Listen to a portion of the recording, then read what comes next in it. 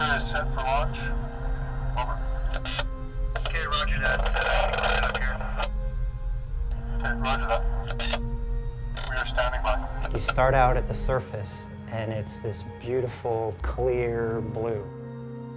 And then you start sinking down, and it gets a little bit darker, a little bit greener. And after you get 100, 150 meters, you start to lose the surface at all. And then you're just alone down there in this vast ocean.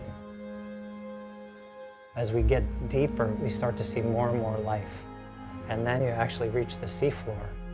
And then you're looking at this just incredible, colorful garden, all of animals, most of which I've never seen before, and some of them I've never even read about. It's an amazing experience.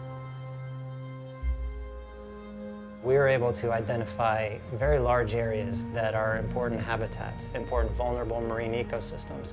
And so these will be registered with the Commission to create a strong foundation for these sanctuaries.